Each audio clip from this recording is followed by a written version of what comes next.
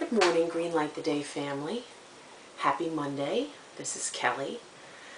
I am going to green light my day with reflection, as I often do. And I'm going to share with you kind of just the things that I've been reflecting on. I was reflecting a lot about the lessons that I learned last week.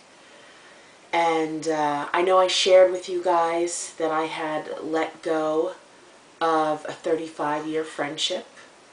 I was in a lot of pain throughout the summer, and recently that friend had contacted me and sent me a text, hey, can you call me, kind of thing. And you know, my initial gut reaction was like, are you kidding me?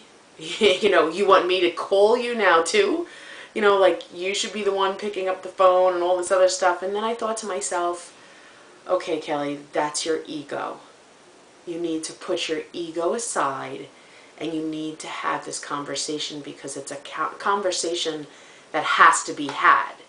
I knew that it's okay for me to be done with the friendship, but this conversation had to be had because there's just other people involved, and I didn't want, other people being brought in, and I didn't want other people feeling uncomfortable.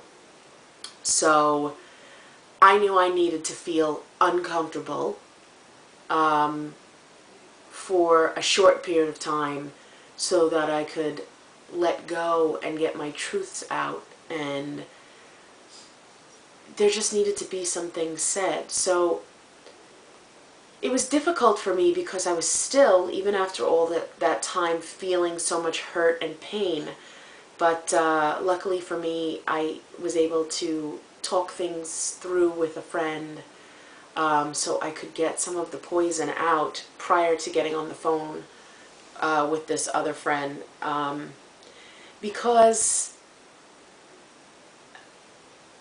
even though I'm not really interested in maintaining a friendship with them, I will always have a love in my heart for them, and I do wish them well.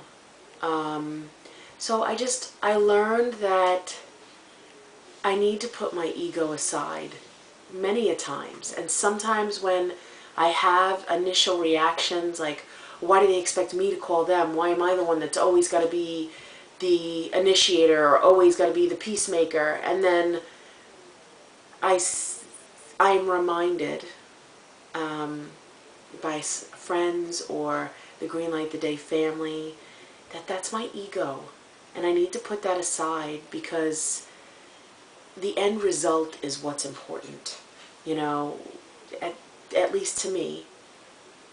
So I've just been kind of thinking about that, and I do want to share that as uncomfortable as it made me, I did pick up the phone and make the phone call.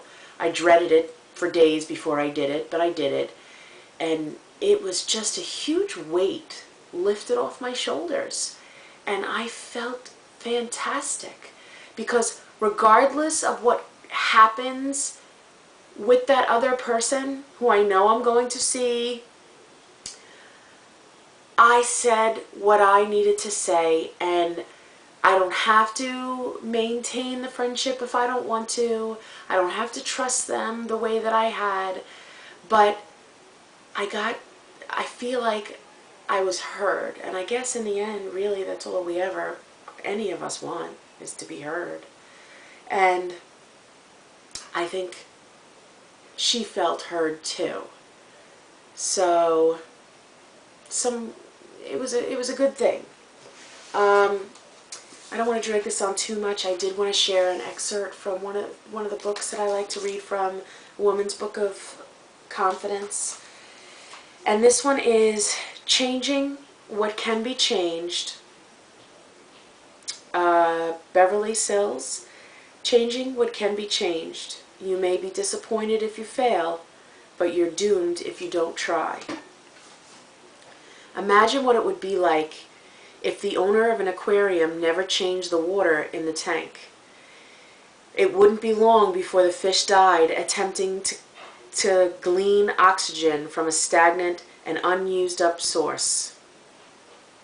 Changing the water and keeping it circulating allows marine animals to thrive in their habitat. It's much the same with us. Without change, we would stagnate.